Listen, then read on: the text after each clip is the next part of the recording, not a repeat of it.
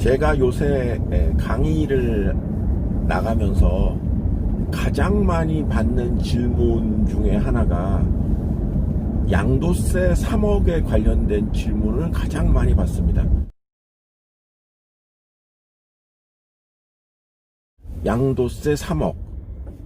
과거에 없던 제도가 올해 생기기 때문에 거기에 대해서 주식 투자하시는 분들이 관심이 늘어나는 것도 사실이고, 여러 매체에서 양도세 3억이 시행이 되면 그 양도세를 피하기 위해서 연말 이전에 3억이 넘는 투자자들은 매도를 할 것이고, 그게 시장에 굉장히 악영향을 미칠 것이다, 이런 보도들이 많습니다. 하여간 굉장히 관심이 높은 이슈이더라고요. 근데 제가 답변을 그렇게 드립니다.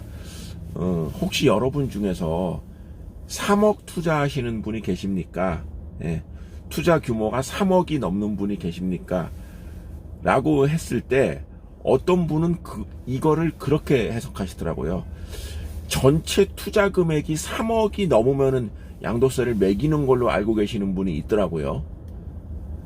그러니까 아시는 분은 아시고 모르시는 분은 모르시겠지만, 이거는 종목당 3억입니다. 종목당 3억을 넘는 투자자는 대주주로 간주해서 양도세를 매기겠다는 얘기거든요. 그러니까 종목당 3억을 투자하는 투자자가 있느냐를 이제 여쭤보는 거죠. 한 명도 없었습니다. 물론 제 주변에, 그리고 제 수업을 들으시는 분들, 그 정도만 제가 이렇게 개별적으로 그야말로 여론조사를 한 것인데, 종목당 3억이 넘는 투자자는 보질 못했습니다.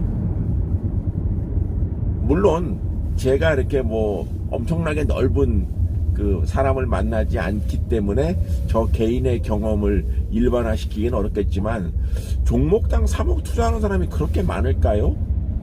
그런 생각이 듭니다. 어쨌거나 종목당 3억을 투자하는 사람이 있다면, 양도세를 내기 싫다면 보유하고 있는 종목의 규모를 연말까지 한시적으로 좀 3억 이하로 낮췄다가, 그 종목이 워낙 매력적이라고 생각한다면 연말이 지나서 다시 매수를 하면은 양도세 과세를 피할 수는 있지 않겠습니까? 그러니까 배당 투자라는 말 많이 하지 않습니까? 제가 여러 차례 강조하는 바이지만은, 앞으로 연말까지는 주식 투자를 안 하는 사람도 은행이자보다 높은 배당 수익률이 지급되는 기업이라면 투자를 해야 된다라고 말씀을 드리는데, 일반적으로 12월 달에는 그런 수요가 분명히 있습니다. 그렇기 때문에 12월에 연말 장세니 이런 말들이 좀 있는데, 그것이 늘 일반적이지는 않지요. 반대로 최근에 주가가 좀 하락하고 코스닥 같은 경우에 그런 영향을 받는다고 하는데, 케이스 바이 케이스로 그런 경우는 있겠습니다만은, 이거는 글쎄 일반화시키기는 좀 어렵지 않겠는가, 이렇게 생각을 합니다. 첫째, 3억, 종목당 3억이 넘는 투자자가 과연 얼마나 있겠는가, 그 부분이 있겠고, 그것이 과연 일반적인 투자의 형태 중에 비중이 얼마나 되겠는가, 그 부분이 있겠고요. 그 다음 두 번째로는 12월에는 반대로 배당을 노리고 주식 투자를 하는 그런 규모도 꽤, 그러니까 1년 12달 중에서 12월 달에 갈수록에 그런 수요가 몰리기 때문에 매수분을 상당 부분 상쇄할 수 있지 않을까, 이런 생각을 합니다. 거기에 지금 현재 정치권에서, 특히 민주당에서 이 종목당 3억 양도세 과세에 대해서 굉장히 부정적이고 여러 가지 얘기가 나오고 있습니다. 재경부에서는 아직 반응을 하지 않지만, 지금 추세를 봤을 때는 현 시점, 그러니까 오늘이 10월의 마지막 날인데요, 현 시점에서 연말에 양도세 3억 이 부분은 아마도 2개월 이내에 접점을 찾지 않겠는가라고 생각을 합니다.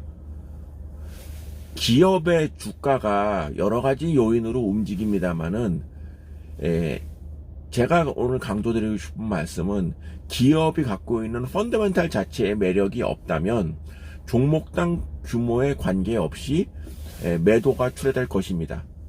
반대로 기업이 갖고 있는 펀더멘탈에 대한 매력도가 크다면 아무리 그 기업에 대해서 3억 이상을 투자한 사람이 양도세를 회피하기 위해서 매도를 한다 해도 다른 투자자들이 충분히 그 물량을 받아들일 수 있다고 봅니다. 궁극적으로 그 좋은 기업인가 좋지 않은 기업인가 거기에 대한 판단이 실제 주가 형성의 기준이 되지, 양도세 3억으로 확정된다는 전제하에 말씀을 드리면 양도세 부과 때문에 그것이 증시 전체의 약세로, 이거는 너무 좀 과장된 해석이 아닌가 그렇게 생각을 합니다. 한마디로 얘기해서 큰 걱정하실 필요 없다라고 말씀을 드립니다.